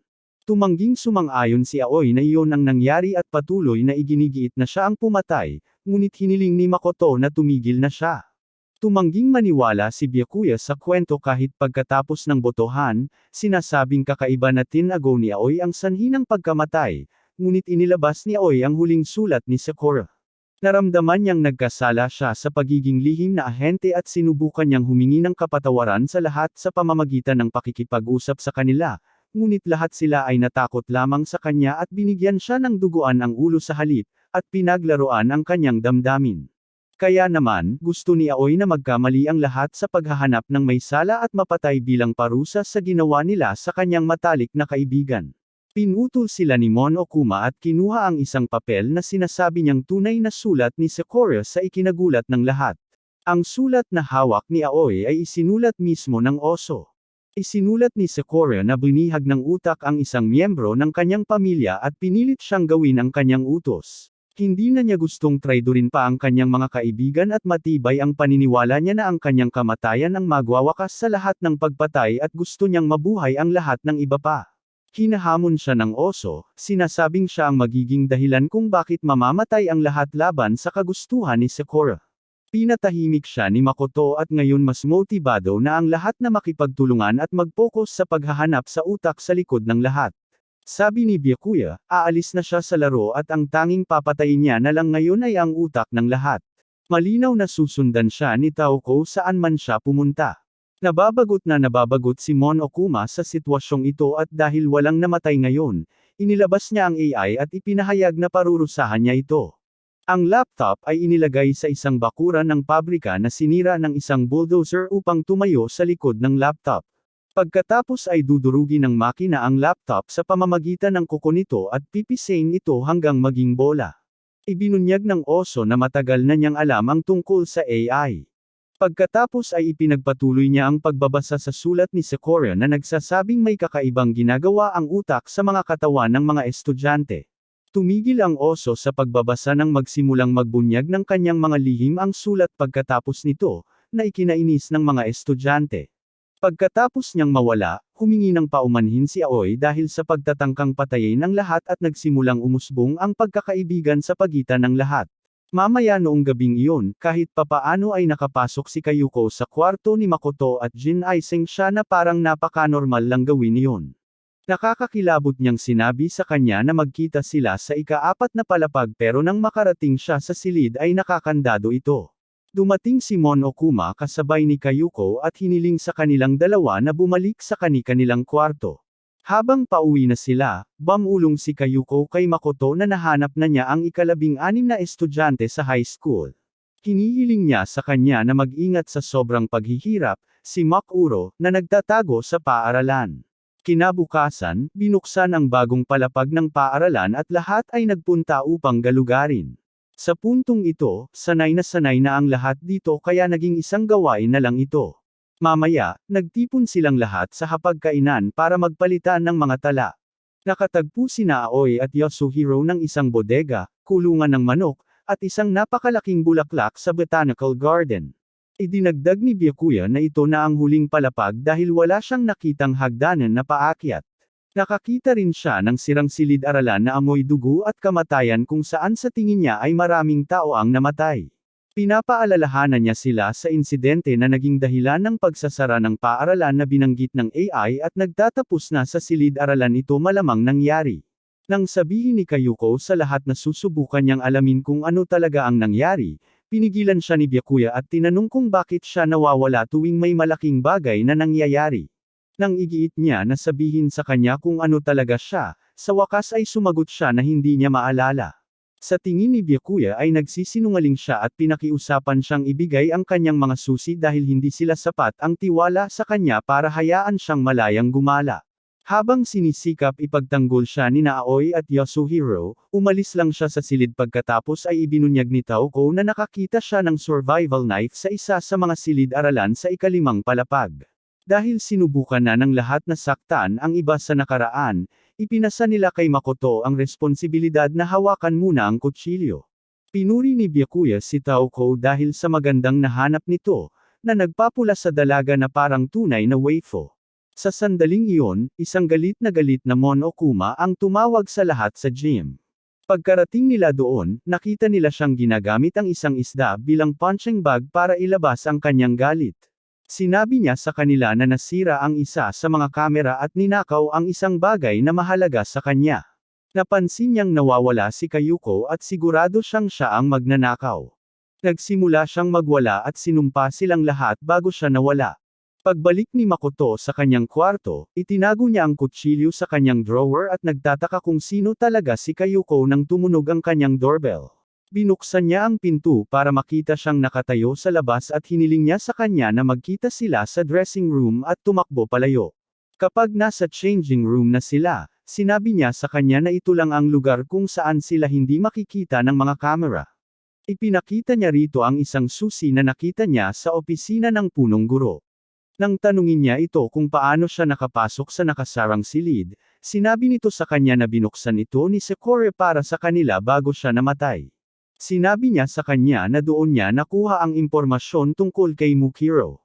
Dagdag pa niya, sa palagay niya si Mukiro ang utak sa lahat ng ito. Hinihiling niya sa kanya na ibahagi ang anumang karagdagang impormasyon na mayroon siya, ngunit inamin nito na hindi niya ito maibabahagi sa ngayon. Pagkatapos ay hiniling niya sa lalaki na abalahin ang oso habang sinisiyasat niya kung para saan ang susi. Tumututol siya dahil masyadong mapanganib na mag-imbestiga ng mag-isa, ngunit kinumbinsi siya ng dalagita na kailangan nito kung gusto nilang umunlad. Sa huli ay pumayag siya, ngunit hiniling niya sa dalaga na gawing pangunahing prioridad ang pagbabalik ng buhay. Pinapangako niya itong bumalik kung magiging masyadong mapanganib ang mga bagay. Pabalik sa kanyang pasilyo, tumingin si Makoto sa isang kamera at hiniling kay Monokuma na lumabas dahil gusto niyang makipag-usap sa kanya. Agad na lumitaw ang oso sa likod niya at tinanong siya kung anong maruming bagay ang ginagawa nila ni Kayo Yuko sa loob ng mahabang panahon sa dressing room. Idinagdag niya na gusto niyang panatilihing malinis at dalisay ang kanyang mga kamera kaya walang kamera sa banyo. Nagpatuloy sila sa ganitong random na pag-uusap ng ilang sandali, at kalaunan ay tinanong ng oso sa kanya ang dahilan kung bakit niya tinawag ang oso. Tinanong ni Makoto ang oso kung ano ang ninakaw na kayamanan, pero nagpahayag lang ng pagkadismaya ang oso sa kanya, nagtatanong ng mga bagay na hindi naman mahalaga. Sinabi ni Monokuma sa kanya na ito ay isang lihim bago nagsimulang lumakad palayo. Sinusubukan ni Makoto na pigilan ang oso, ngunit hindi nagtagumpay, at umaasa siyang mapipigilan niya ito ng sapat na mahaba. Samantala, sa kabilang sulok ng paaralan, nagawang buksan ni Kayo Yuko ang isang rehas na gate gamit ang susi na kanyang natagpuan. Mamaya ng gabing iyon, biglang nagising si Makoto mula sa kanyang pagtulog dahil sa mga bangungot. Nakita niya ang taong nakamaskara na sumalakay sa kanya kanina na nakatayo doon hawak ang survival knife. Pinaikit niya ang kanyang mga mata dahil sa takot at nang muli niyang buksan ang mga ito, nakita niya si Kayo Yuko na nakatayo sa tabi ng kanyang kama. Bago pa siya makarik o maintindihan ang sitwasyon, nakatulog na naman siya. Kinabukasan, nang bigyan ng wake-up call ni Monokuma ang mga estudyante, nagtataka si Makoto kung panaginip lang ba iyon. Nagmamadaling pumunta siya sa drawer, pero nang buksan niya ito, nakita niyang nawawala ang kutsilyo. Kaya naman, nagtapos siya na totoo ito, at lumabas siya para hanapin ang iba at sabihin sa kanila ang tungkol dito, ngunit wala sila kahit saan. Sa kalaunan, nakita niya sila sa basketball court na hawak ang oso at natakot sa pag-iisip sa mga panahong dati nang nilabag ang oso. Hiniling ni Byakuya sa kanya na kumalma at sinabi sa kanya na pumunta siya rito para tanungin ang oso kung ano ang kayamanan. Gayunpaman, nakita niya itong nakahiga sa sahig bilang isang simpleng stuffed toy at tinawag niya ang lahat ng iba pa upang buwagin ang bagay na iyon. Sinabi niya sa kanya na magmula pa kagabi ay nagtatrabaho na sila at si Aoi ay pumunta sa kwarto ni Makoto para tawagan siya, ngunit hindi siya sumagot sa pinto. Nailabas ni Yasuhiro ang oso sa sandaling iyon at nakita niya ang isang bomba sa loob na nagpagulat sa lahat. Hiniling ni Byakuya sa kanila na huminahon at sinabi sa kanila na pinatay na niya ang mga vibration sensor. Nagkonklusa sila na may nangyari sa taong nagkokontrol sa oso at naalaala ang sinabi ng AI tungkol sa pagiging utak ng punong guro. Nang sabihin ni Makoto sa kanila na baka hindi totoo iyon ayon kay Kayuko, nagulat sila na naniniwala pa rin siya rito. Nagpasya silang pumunta sa opisina ng punong guro kahit ano pa man para malaman. Habang papalapit sila sa pinto, nalaman nilang nakakandado ito at si Byakuya ang nag-take charge. Hinihiling niya kay Taoko na kunin ang palakol mula sa bodega. Nangangatwiran siya na dahil nasira na ang oso, walang pipigil sa kanila sa pagbasag sa pinto. Habang umaalis si Taoko para gawin ang utos na ito, naglalayag ang isipan ni Makoto sa posibilidad na si Kayuko ang sumire sa oso at umaasang buhay pa siya. Gayunpaman, bago pa man niya lubos na maisip ito, bumalik si Taoko ng walang dalang piko, nagbago sa anyong pagpatay sa lahi o palabas. Nang tanungin siya ni Byakuya kung nasaan ang palakol, sinabi niya sa kanila na may bangkay na nakahimlay sa botanical garden na malamang ay dapat nilang unahin. Nakita nila ang nakamaskarang figure na umatake kay Makoto na nakahandusay doon na may nakabaong kutsilyo sa dibdib. Habang nagtataka sila kung sino ito, tumakbo si Taoko para tanggalin ang maskara sa kabila ng pagtutol ng lahat. Sa sandaling mahayla niya ito, sasabog ang bangkay at itatapon siya sa malayo. Lahat ay nagmamadaling apulaan ang sunog na nagsimula dahil sa pagsabog bago pa man masira ang anumang ebidensya. Nang ilabas nila ito, sinabi ni Byakuya sa kanila na si Kayuko ang dapat dahil siya lang ang wala sa kanila. Gayunpaman, sinabi ni Makoto sa kanila ang tungkol sa ika-16 na estudyante na nagpaalala kay Aoi tungkol sa dagdag na stand sa paglilitis sa silid-aralan at tila sumusuporta sa kanyang argumento. Sa sandaling iyon, napansin ni Byakuya ang isang sagisag sa kamay ng bangkay at nakita ang isang susi na nakahimlay malapit. Agad niyang nakilala na ang pattern ay tumutugma sa data processing room at dinala niya roon ang lahat. Pagkapasok nila, nakita nila na ang silid ay napapalibutan ng mga screen na nagpapakita ng mga footage mula sa surveillance at may nakakatakot na pinto sa likod. Sinusubukan ni Aoi buksan ito pero natuklasan niyang nakakandado. Sa sandaling iyon, napansin ni Yasuhiro ang isang TV na may antena sa silid at habang papalapit ang lahat para buksan ito, biglang lumitaw ang oso sa pinto. Nagsimula siyang magsalita ng ilang nakakalito na kalokohan na parang 2 taon na ang nakalipas mula nang magkunwari siyang patay at nagpatuloy sa pagsasabi sa kanila tungkol sa TV. Sa sandaling buksan niya ito, nakita nila ang kanilang sarili sa screen. Ibinunyag ng oso na ang laro ay isinasahimpapawid ng live sa buong bansa bilang pinakamataas na reality TV show. Nagsusumikap ang oso na gawing kasing aliw hanggat maaari. Ayaw maniwala ni Aoi na nanood lang ang pulisya at ang buong bansa habang pinagdaraanan ng mga estudyante ang lahat ng ito. Sinabi lang ng oso sa kanya na talagang nag-e-enjoy lang sila sa pinapanood nila sa TV.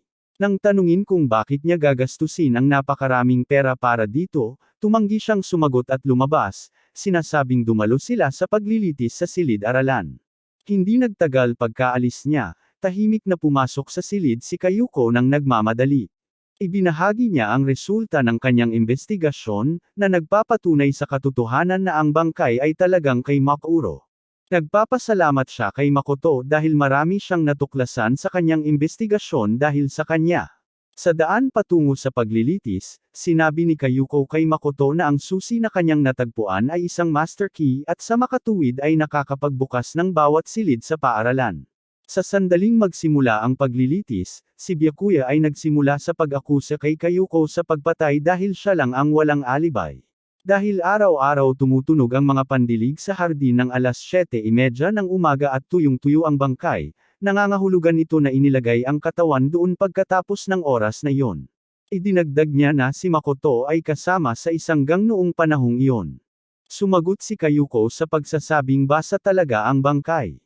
Sinabi ni Byakuya sa kanya na nangyari lang iyon dahil binuhusan nila ng tubig para mapatay ang apoy.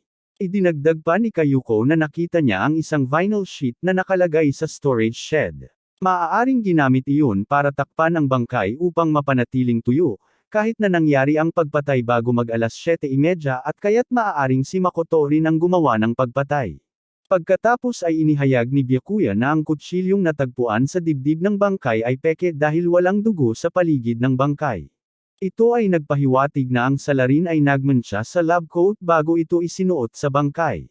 May nawawalang manok mula sa kulungan, na malamang ay pinagmulan ng pekeng dugo sa Amerikana. Idinagdag ni Yasuhiro na talagang sinasabi ng handbook na tinamaan ang biktima ng tubo sa ulo at nagtapos na iyon ang ginamit na pamatay. Pinatahimik siya ni Byakuya at sinabihan na ang mga sandata sa pagpatay ay ang mga pana na nakita niya sa dojo kanina. Ang salarin ay nagdikit-dikit ng marami sa kanila gamit ang duct tape at ginamit ito sa pag-atake, na sinusuportahan ng madugong duct tape na natagpuan nila kanina. Bumalik siya sa kanyang argumento na si Kayuko ang may kasalanan, ngunit tumanggi ito, sinasabing hindi pa siya nakapasok sa loob ng dojo.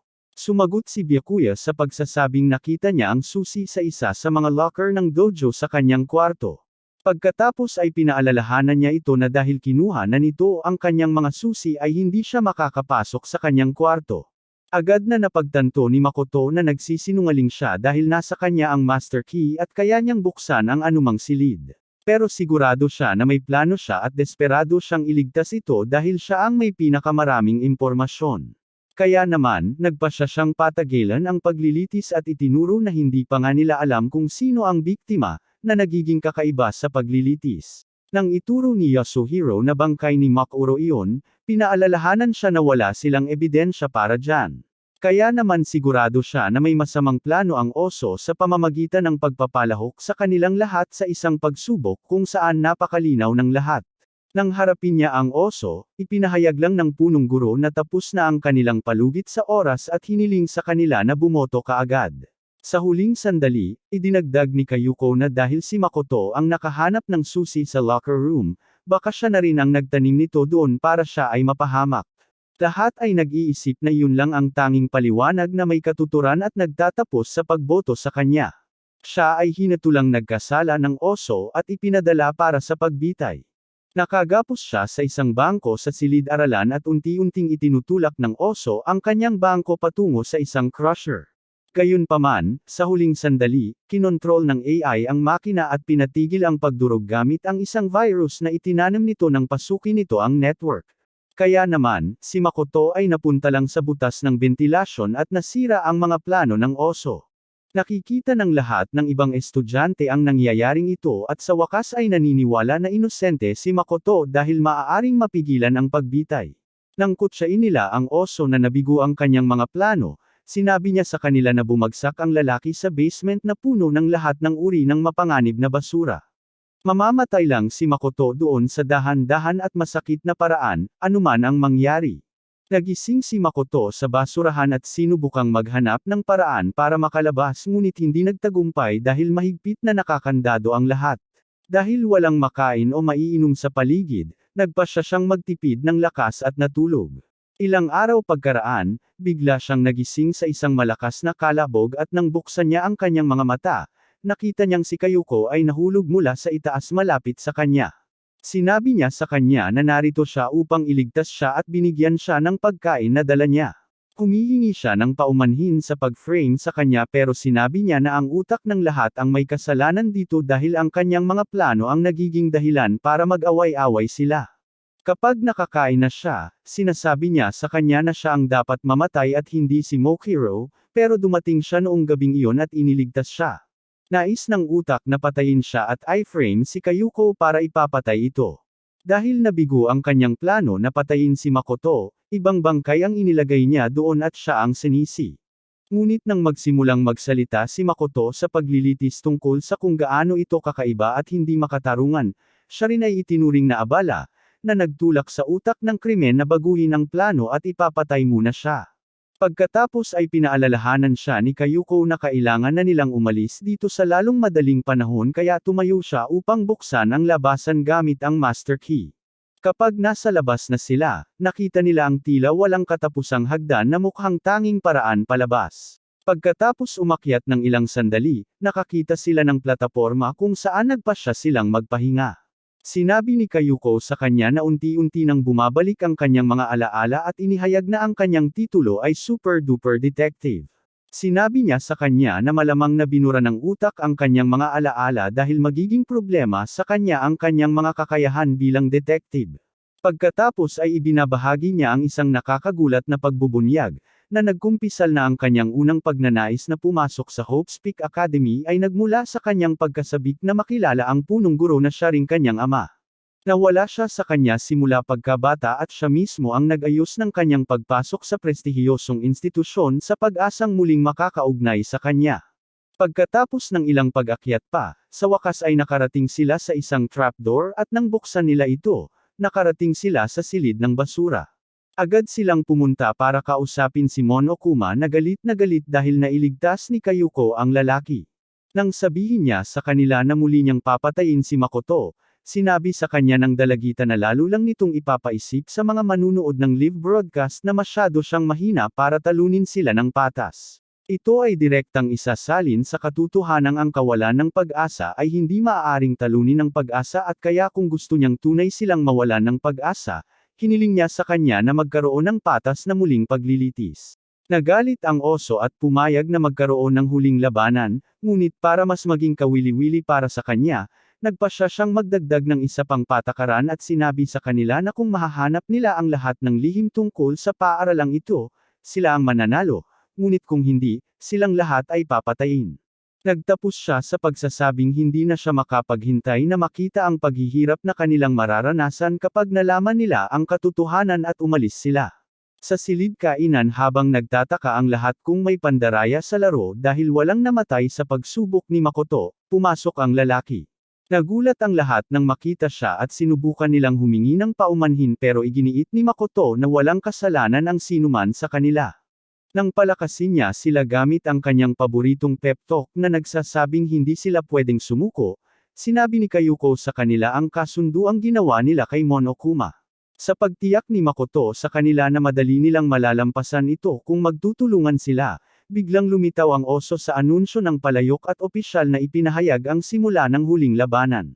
Determinado si Makoto na patayin ang oso at tuluyang makatakas sa baluktot na larong ito. Ang oso ay nagbigay ng matapang na pahayag na nag-aanunsyo na lahat ng pinto sa paaralan ay bubuksan upang pantayan ang labanan. Agad na kinuha ni Makoto ang kanyang handbook at napansin na ang buong mapa ng paaralan ay maaari nang ma-access hindi katulad noong una. Nagsimulang galugarin ng lahat ng estudyante ang paaralan at sa proseso, nakarating sina Makoto at Kayuko sa isang marangyang silid sa dulo ng isang sirang pasilyo. Nakita ni Makoto sa mapa ng kanyang handbook na ito ang tunay na silid ng punong guro. Agad na nagtungo ang batang babae sa computer ngunit walang nakitang kapaki-pakinabang dito matapos suriin ang lahat ng mga file. Bigla niyang napansin na may isang app na humihingi ng password. Sinubukan niya ang lahat ng maisip niya pero walang gumana, pero biglang nagkaroon ng ideya ang batang lalaki. Ipinasok niya ang pangalan ni Kayuko sa password field at lumabas na talagang ginamit ng ama nito ang salitang iyon bilang password. Binubuksan ng password ang isang nakatagong pinto sa silid at pagpasok nila, nakakita si Makoto ng isang kahon ng regalo. Si Kayuko na nasuri na ang silid na ito gamit ang kanyang master key ay nagbabala sa kanya na huwag itong buksan, ngunit nagmatigas pa rin ang lalaki. Nakakita siya ng mga buto sa loob na nakakatakot sa kanya. Sinabi ni Kayuko sa kanya na ito ang labi ng kanyang ama at tinanong siya ni Makoto kung bakit siya sigurado. Pinapaalala niya sa kanya na sinabi ng oso na ang tanging mga taong buhay sa paaralang ito ay ang mga mag-aaral sa high school at sinabi ng AI na nasa loob pa rin ng paaralan ang punong guro. Kung hindi siya ganito katanga, kaya rin sana niyang malaman ito. Sa wakas ay nagamit ni Makoto ang kanyang utak at naisip na hindi ang punong guro ang utak sa likod ng lahat dahil patay na siya. Pumunta siya para manalangin sa mga patay nang bigla niyang mapansin ang isang elektronikong aklat sa gitna ng mga labi at hinayla ito. Sa sandaling iyon, nagsimulang magwala si Kayuko dahil hindi niya maayos ang kanyang hindi pagkakaunawaan sa kanyang ama. Tumingon siya para makita na tinitingnan niya ang larawan nila ng kanyang ama. Bigla niyang ibinaba ang picture frame at tumakbo palayo matapos mapuno ng emosyon. Tiningnan ni Makoto ang larawan nang mapansin niya ang isang memory card na nakadikit sa likod ng frame.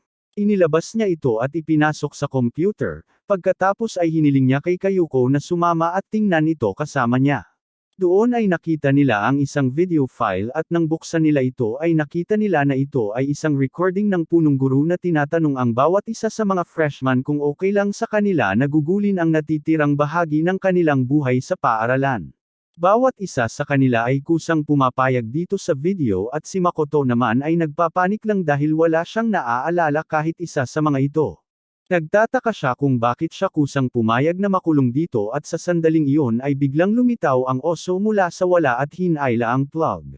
Nasunog ang memory card at nang harapin siya ni Makoto, binaliwala lang niya ang lalaki at umalis. Habang sinusubukang kausapin ni Makoto si Kayuko tungkol sa kung ano ang maaaring nangyari sa natitirang bahagi ng video, hiniling lang niya sa kanya na iwanan muna siya at pumayag naman si Makoto. Samantala, nasa silid-aklatan si Byakuya kung saan nakita niya ang talaan ng mga estudyante at nakita niya ang profile ni Makuro. Nakita niya na wala siyang panlabas na sugat sa katawan noong sumali siya, na taliwas sa katotohanan ang nakamaskarang bangkay na kanilang natagpuan ay may mga sugat mula pa noong nakaraan. Habang abala siya sa pag-iisip ng husto tungkol dito, biglang lumitaw si Mon Okuma, nag-iwan ng sulat para sa kanya, at palihim na umalis. Sa kabilang sulok naman, nakita ni Makoto ang isang sirang locker room at nang buksan niya ang mga locker gamit ang handbook ng punong guro, nakita niya na ito ay kay Yasuhiro. Binuksan niya ang isang kwaderno at nakita niya ang mga tala sa klase doon na ikinagulat niya dahil wala silang klase mula nang dumating sila rito. Binuksan niya ang isa pang locker kung saan nakita niya ang isang tala-arawan na pagmamay-ari ni Kayuko. May isinulat siya tungkol sa plano ng paaralan para sa kanlungan at sa kanyang mga plano na tanungin ang kanyang ama tungkol dito. Naalala niyang sinabi niya na hindi pa niya nakikita ang kanyang ama mula noong bata pa siya at nagtataka kung ito ba ay isang pakano lamang ng utak upang lituhin sila. Pagkatapos ay pumunta siya sa biology lab kung saan nakita niya si Genocider Show na naglalaro sa isang bangkay. Napansin niya na ganap na nasunog ang bangkay at may maraming saksak sa katawan nito. Pagkatapos ay bigla siyang nagtanong kung nasaan si Byakuya at nagbanta na papatayin siya kung hindi niya sasabihin. Pagkatapos ay inamin niya na nagbibiro lang siya at umalis na para hanapin ang kanyang prinsipe. Napansin ni Makoto na 9 na compartment ng freezer ang ginagamit para sa mga bangkay habang 10 naman ang namatay. Sa sandaling iyon, lumitaw si Mon Okuma at iniwan sa kanya ang isang larawan na titingnan. Nang kunin ito ni Makoto, napansin niya na may 15th estudyante sa larawan. Gayunpaman, ang kakaibang bahagi ay kasama si Makuro ngunit hindi siya. Ilang sandali pa ay nagtungo sila sa huling paglilitis sa silid-aralan kung saan nakilahok din si Mon Okuma sa pagkakataong ito. Kung matalo ang oso, siya ang papatayin. Sa pagsisimula ng paglilitis, nabunyag na lahat ay nakatanggap ng mga larawan na naglalaman ng 15 estudyante maliban sa kanila mismo. Pagkatapos ay nagtapos si Makoto na isa lamang itong patibong na inilatag ng utak upang ipaisip sa kanila na ang iba ay mga lihim na ahente at mag-away-away sila. Habang sinisimulan ng mga estudyante na sabihing hindi nila naaalala na kinuhaan sila ng mga larawang iyon at sa makatuwid ay peke ang mga ito, sumingit si Makoto at sinabing baka may isa pang posibilidad. Sinabi niya sa kanila ang mga bagay na nakita niya sa mga locker at ipinakita niya ito sa kanila. Nagtapos siya na hindi lang si Kayuuka ang hindi makaalala sa kanyang nakaraan kundi lahat ng kanilang mga alaala ay nabura. Nagsimulang magprotesta ang iba pero pagkatapos ay kinuha niya ang memory card na nakita niya sa opisina ng punong guro. Sinabi niya sa kanila ang nilalaman ng video ngunit nahihirapan ang mga estudyante na unawain ito. Pagkatapos ay kinumpirma ng Oso na totoo ang teorya at nang tanungin nila ang Oso kung paano nawala ang mga alaala, tumanggi siyang sumagot sa kanila, sinasabing hindi iyon mahalaga. Nang ipaalala niya sa kanila na ang paglilitis ay pangunahing tungkol sa pagkamatay ni Makuro, sinabi ni Makoto na iyon ang pinaka-obvious na sagot. Sinabi niya sa kanila na ang salarin ay ang utak at walang isa sa kanilang anim. Ang Oso ay nagpapaalala sa kanya ng 10 bangkay na kanyang natagpuan at itinuturo na 6 na lang ang natitirang nakatayo dito sa ngayon. Tumutol si Makoto, sinasabing siyam lang ang ginagamit na freezer sa biolab, na nangangahulugang ang bangkay na natagpuan nila sa huli ay isang bangkay na muling ginamit. Sinabi niya sa kanila na ang nasunog na bangkay ay may maraming saksak na eksaktong katulad ng sanhi ng pagkamatay ni Junko. Batay dito, nagtapos ang iba na si Makuro ang may kasalanan, ngunit tinanggihan din ito ni Makoto. Sinabi niya sa kanila ang tungkol sa gabing inatake siya sa kanyang kwarto at nagtapos na ang taong nakamaskara ang posibleng salarin. Pagkatapos ay sinabi ni Makoto sa kanila na nalaman niya na si Makuro ay bahagi ng isang grupo ng mga sundalo na dapat ay may tato ng lobo sa kanilang palso at dahil wala ang kanyang umaatake, nagtapos siya na hindi si Makuro ang nasa likod ng maskara. Pagkatapos ay itinuro ni Monokuma ang atensyon ng lahat sa piniling kasuotan ni Kayuko, na sinasabing palagi siyang nakasuot ng guwantes sa buong panahon ng kanilang pagsasama. Ang obserbasyong ito ay nagdulot ng sandali ng pagkaosyoso at pagdududa sa grupo habang iniisip nila na baka tinatago ng guwantes ang tato. Kalmado ngunit desididong tinatanggal ni Kayuko ang kanyang guwantes, inilalantad ang laman sa ilalim laban sa kanyang kagustuhan. Habang lumilitaw ang kanyang mga kamay, tumahimik ang buong silid nang makita nila ang mga bakas ng paso na natamo niya noong baguhan pa lang siyang investigador. Pagkatapos ay sumingit si Makoto at sinabing ang utak sa likod ng lahat ay si Junko mismo, na nagpapanggap na patay upang manatiling nakatago. Sinabi niya sa iba kung paano pinatay ni Monokuma ang video bago pa man magsimula ang panayam kay Junko at kung paano nakatago ang mukha nito sa bawat larawan. Sa palagay niya, ang Oso ang gumawa nito dahil ang Junko sa video at sa mga larawan ay hindi ang Junko na kilala nila. Nagpalit sila ng lugar ni Makuro sa simula pa lang at nagpanggap na patay siya sa pamamagitan ng pagpatay kay Makuro. Habang lumalabas at umiikot ang usok, na nagtatago kay Monokuma mula sa paningin, bumabalot ang isang tensyonadong katahimikan sa silid. Kapag nawala ang ulap, humakbang si Junko. Sa ngiting nakalaro sa kanyang mga labi, inihayag niya ang nakakagulat na katotohanan na sila ni Makuro ay kambal, parehong may titulong Super Duper Despairs. Tinanong sila ni Taoko kung bakit magkaiba ang apelyido ng magkakapatid, pero nainas lang si Junko dahil tinanong na naman siya nito at sinabing siya na lang ang mag-isip. Nagulat si Aoi na pinatay ng psycho ang sarili niyang nakatatandang kapatid, pero nagbiro ang utak na may malalim siyang dahilan. Pagkatapos ay humihingi siya ng paumanhin sa kanyang kakaibang pag-uugali, sinasabing dahil hindi pa siya matagal nakakasalamuha ng mga tao, nakalimutan na niya kung paano kumilos. Dagdag pa niya, naiirita siya sa sarili niyang pagkatao dahil palagi siyang pinanghihinaan ng loob sa mga walang kwentang bagay. Sinabi niya sa kanila na para maayos ang paggana ng paaralan, kailangan niya ng isang nagmamando sa likod ng mga eksena. Kailangang may magbantay sa kanila at kumontrol sa Oso. Gayunpaman, hindi daw magagawa ni Makuro iyon ayon sa kanya, dahil may talento lang ito sa lakas ng katawan, at mula nang sumali ito sa isang grupo ng mersenaryo, hindi na itinuring ni Junko na ito ang uri ng taong nag-iisip. Kaya naman, nagpasya siyang kontrolin ang sitwasyon at sa halip ay tanggapin si Makuro sa paaralan.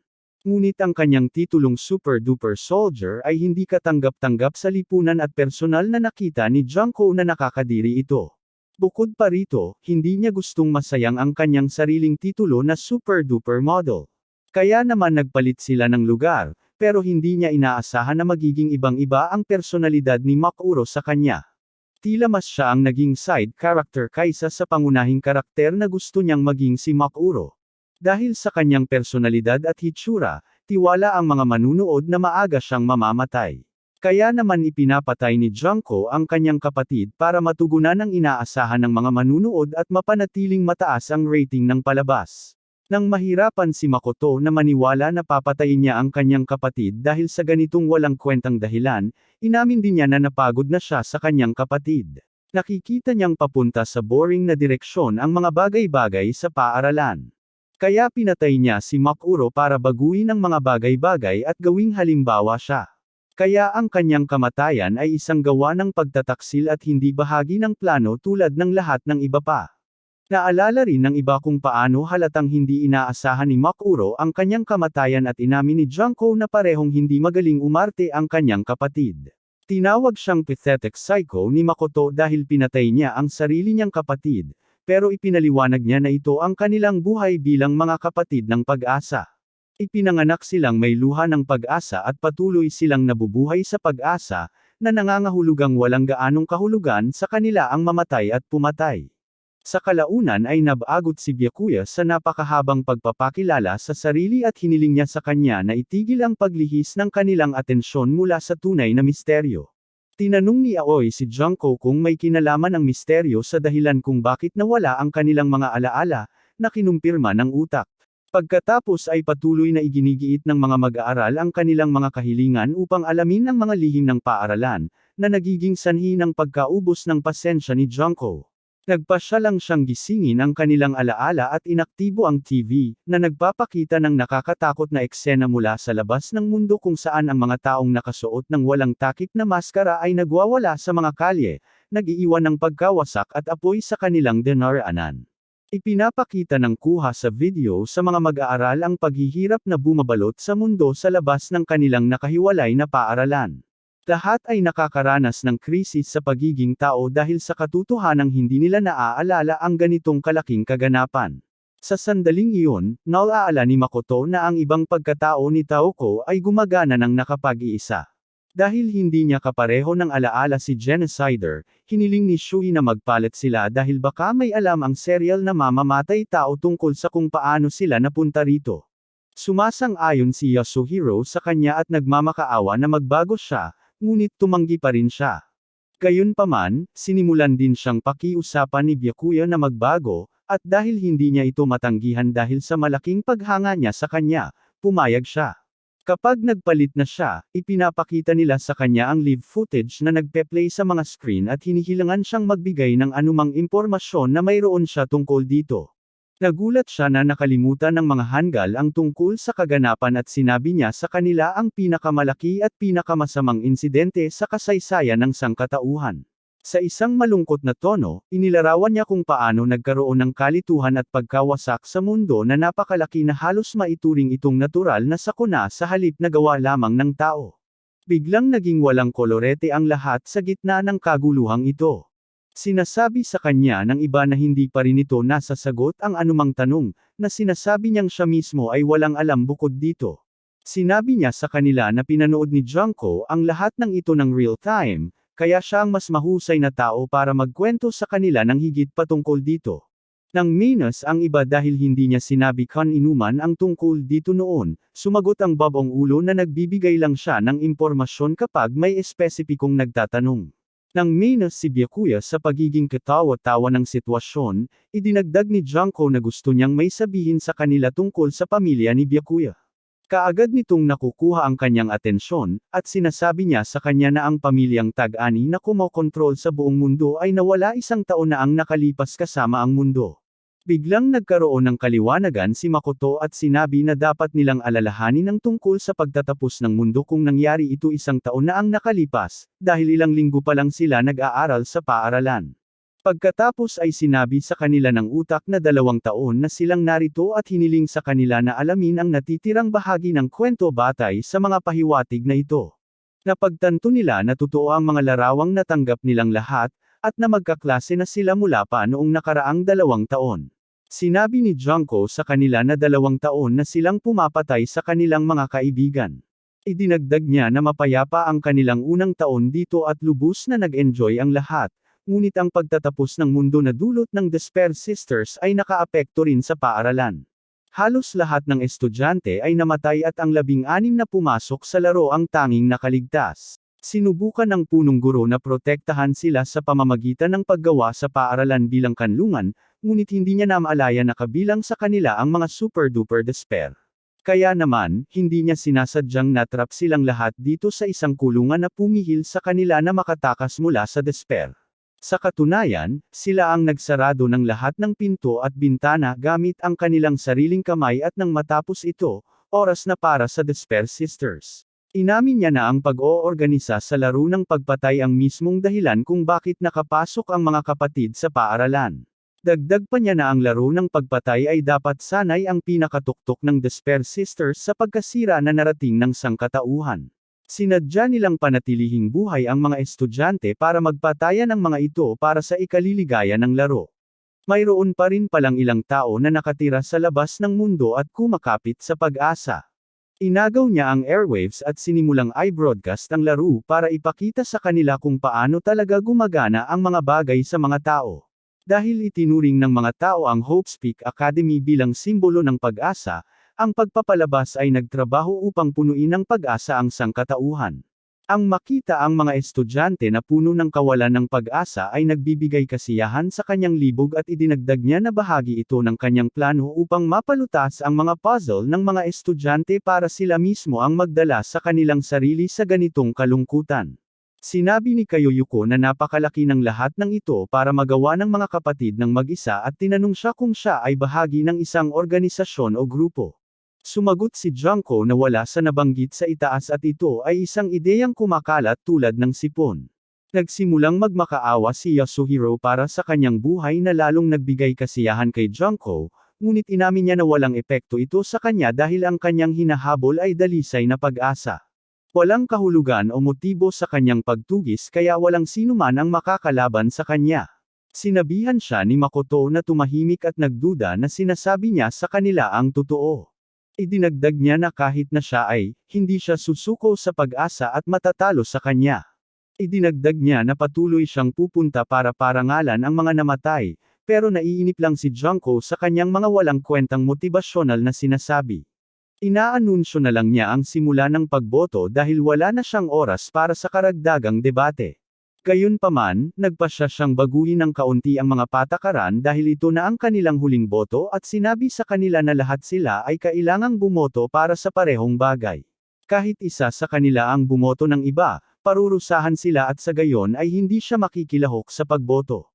Nang sinabi ni Makoto na wala sa kanila ang pipiliing mamatay, nilinaw niya na ang kanilang parusa ay mabuhay ng tahimik at payapa sa paaralang ito.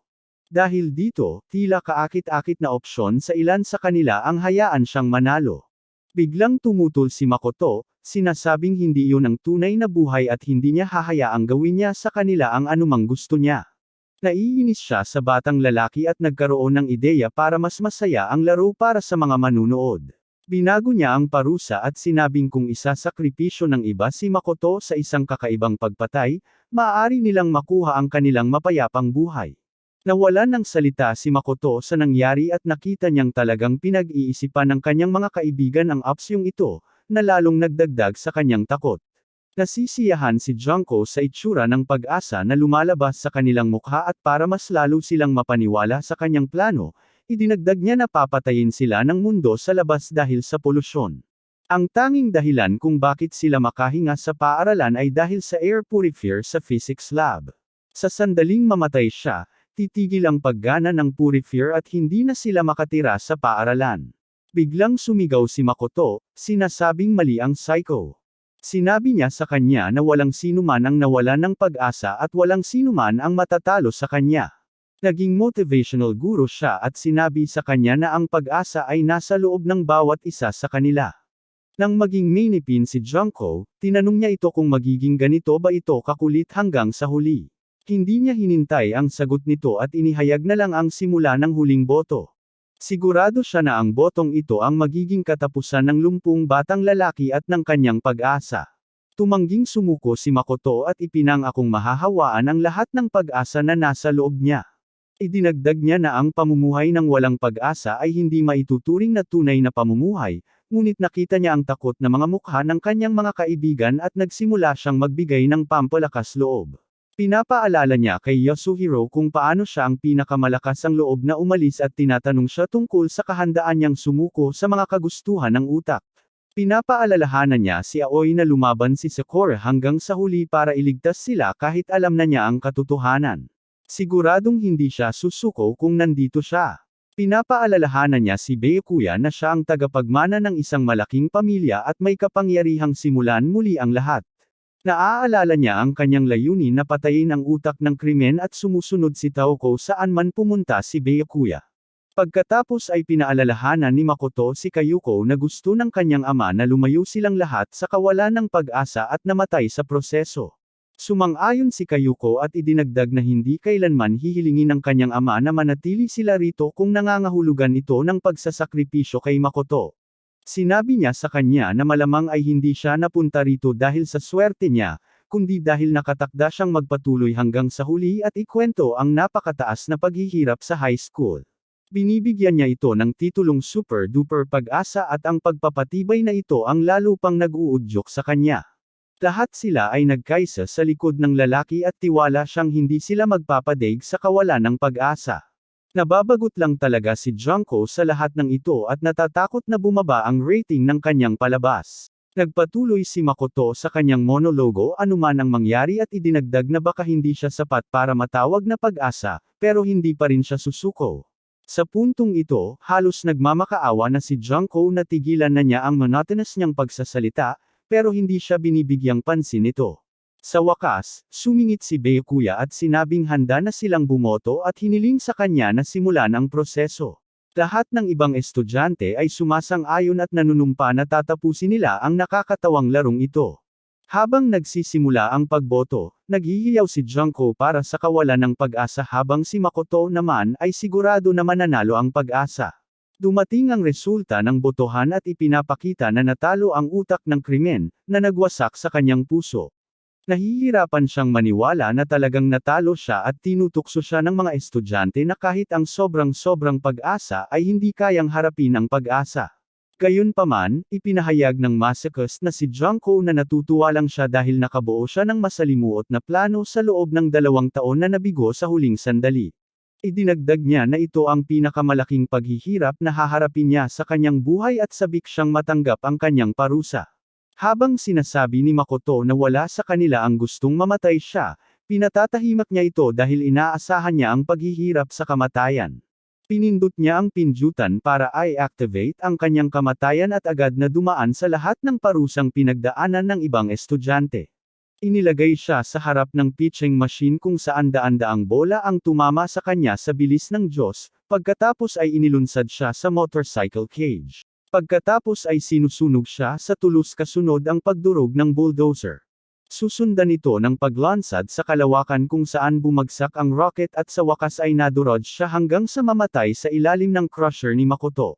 Sa kolektibong determinasyon, ang 6 na nakaligtas ay nakatayo sa harap ng pintuan ng labasan mamaya na may halo ng takot at determinasyon. Habang bumubukas ang pinto, napuno ng pag-asa ang hangin ngunit nalampasan ito ng katapangan at pag-asa. Naglalakad sila pasulong ng nakataas ang ulo, handang harapin ang anumang hamon na naghihintay sa kanila. Nakatatagpo sila ng ginhawa sa presensya ng bawat isa habang papasok sa kakaibang mundo sa kabila.